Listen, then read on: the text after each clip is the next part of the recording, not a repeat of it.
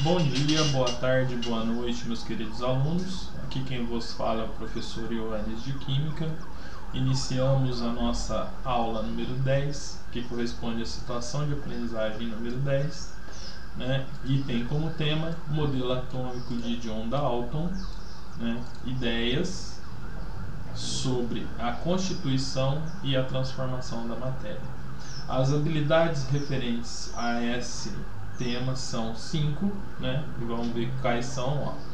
Reconhecer a importância e as limitações do uso de modelos explicativos nas ciências. Descrever as principais ideias sobre a constituição da matéria a partir das ideias de Dalton, que é o modelo atômico de Dalton. Interpretar transformações químicas e mudança de estado físico a partir das ideias de Dalton, né? Sobre a constituição da matéria. Aplicar o modelo atômico de John Dalton na interpretação das transformações químicas e aplicar o modelo atômico de Dalton na interpretação da lei da conservação de massa. Então vamos lá, galera. John Dalton, para quem não sabe, é considerado um dos pais da química, e ele resgatou 2000 anos após a ideia do átomo, ele resgatou, né, o modelo atômico, né? Para ele, o átomo era constituído era uma esfera maciça, tá? Posteriormente a Dalton, né, veio Thomson e Rutherford e depois provaram que o átomo não é bem uma esfera maciça. Mas isso não minimiza todo o trabalho que Dalton fez, principalmente com relação a provar junto, né, Dalton junto a Lavoisier, provaram e fizeram com que a gente tivesse a consciência de que hoje é extremamente importante levar em consideração a conservação de massa. E quem chegou nesses resultados foi John Dalton, juntamente com Lavoisier, né? Então vamos lá. Atividade 1, modelos explicativos, né?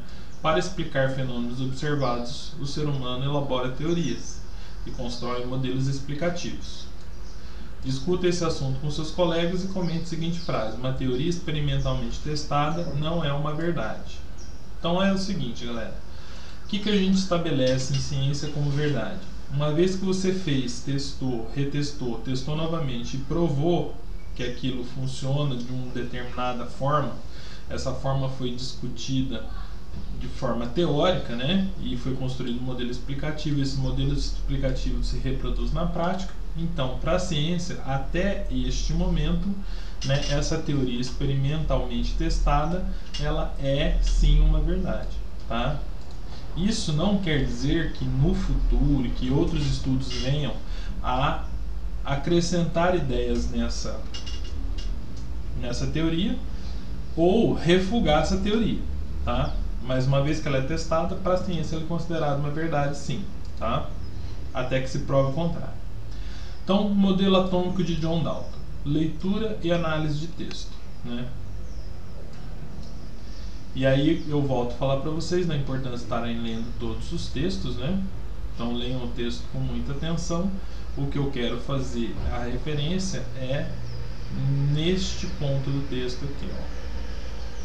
Então Dalton, né, neste ponto do texto, Dalton junto com Proust, tá?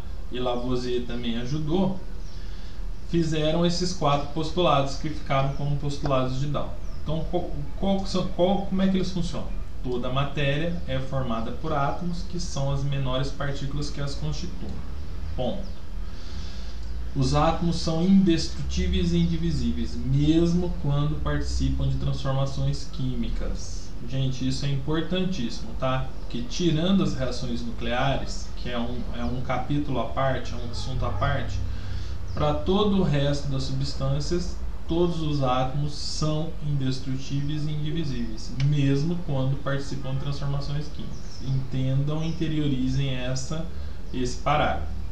As transformações da matéria são recombinação de átomos, ou seja, os átomos já estão formados em moléculas que vão reagir com outras moléculas, e essas moléculas vão quebrar suas ligações e formar novos compostos, que é chamado de recombinação de átomos. Para tentar fazer uma analogia com o nosso dia a dia, seria como eu falar para vocês que a gente tem um brinquedo montado, por exemplo, um carrinho montado com Lego, eu desmontei esse carrinho e montei uma casa, por exemplo, tá? Então, recombinação dos átomos. Os átomos de elementos iguais apresentam massas iguais, tá? E os átomos de elementos diferentes apresentam massas diferentes. Isso é meio redundante, esse postulado, mas ele é muito importante, porque na época, né, você não tinha recurso nenhum, você tinha alguns átomos, né, e como é que você distinguia entre eles? Né, você só conseguia distinguir entre eles através de reações químicas. Então, daí a importância dessa frase: átomos de elementos iguais apresentam massas iguais. Porque como ninguém conhecia o átomo, não sabia como é que ele era, ninguém conseguia imaginar até então que ele fossem iguais, né? Muito tempo depois, conseguiu-se provar que existem átomos com massas diferentes, né? E hoje a gente conhece. Por exemplo, nós temos o carbono 13, o carbono 12 e o carbono 14, né? Que é o, né? E nós temos muitos outros elementos com isótopos que são um pouco diferentes, tá? Mas para uma reação química, átomos de elementos iguais apresentam massas iguais e átomos de elementos diferentes apresentam massas diferentes, tá? E por elemento, né? O que é elemento? Né? Por elemento, Dalton assume a definição de Lavoisier, que elemento é toda substância que atingiu a sua última fase na análise, né? Ou seja, que não mais se decompõe.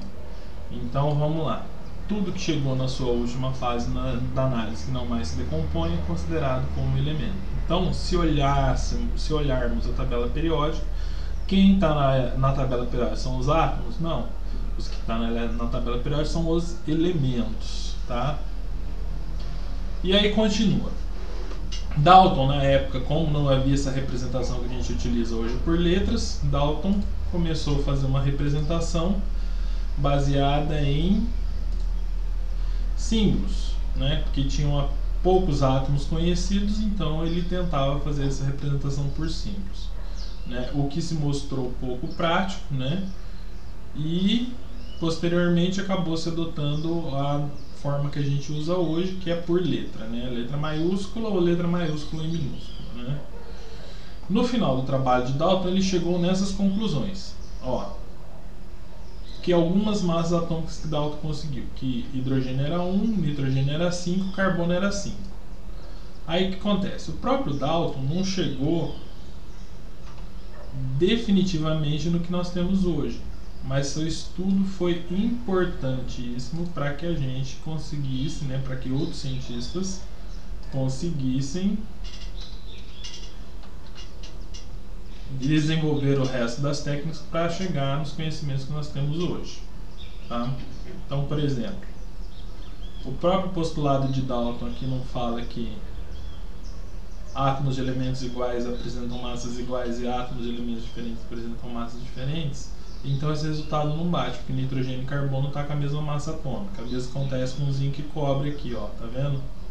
Mesma massa atômica, mas isso não desmerece em nenhum momento todo o estudo e tudo que Dalton fez. Bom, galera, vamos lá? Questões para análise do texto. Para Dalton, o que era um átomo? Então, vamos voltar aqui. Para Dalton, gente, átomo era o quê? Átomo eram substâncias que eram indestrutíveis, né? Indivisíveis, mesmo quando participavam de transformações químicas, tá? Então, é isso que era um átomo para Dalton. Questão 2. Segundo as ideias de Dalton, que característica diferencia os átomos de diversos elementos químicos? Então, volta lá em cima novamente, ó. Átomos de elementos iguais apresentam massas iguais e átomos de elementos diferentes apresentam massas diferentes. Então, vamos lá. Questão 3. Para Dalton, o que era um elemento químico? É que está aqui embaixo, né? Por elemento, Dalton assume a definição proposta por Lavoisier. Né? Elemento é toda substância que atingiu a última fase da análise, ou seja, que não mais se decompõe. E questão 4. Como Dalton representava os átomos e como eles são representados atualmente? Dalton representava os átomos por símbolos. E como é que eles são representados atualmente? Por letras, né? Lição de casa. Como as ideias de Dalton a respeito das transformações químicas explicam? Primeiro, a conservação da massa. Né? Então, como é que as ideias de Dalton explicam a conservação de massa? Volta nos 4 postulados dele novamente. Né? Não é sobre conservação de massa? Então, o que ele fala? Que o átomo ele é indestrutível e indivisível, mesmo quando participam de transformações químicas. Então, se eles são indestrutíveis e indivisíveis, automaticamente, tudo que você coloca para reagir dentro de um recipiente, você vai ter a mesma quantidade e são os mesmos átomos nas mesmas massas, porque eles são indestrutíveis e indivisíveis. E B, a proporção entre as substâncias participantes da reação. Como é que acontece essa proporção? Né? A proporção vai depender do tipo de reação. Lembrando que as transformações químicas são apenas a recombinação de átomos. Né? E aí vem aqui, gente, final do segundo bimestre, você tem o que você aprendeu, que é essa parte onde é um resumo desde lá da situação de aprendizagem número 6, né, que vocês vão responder aqui, se prepararem para as nossas avaliações. No final nós temos o que eu aprendi, né? Então sejam honestos com a aprendizagem de vocês, façam o que eu aprendi. Eu recomendo que na sequência vocês façam o que eu aprendi da apostila inteira, né? Para vocês estarem aí relembrando o que vocês viram desde a situação de aprendizagem número 1. Desejo a vocês aí um forte abraço, né? E até a próxima.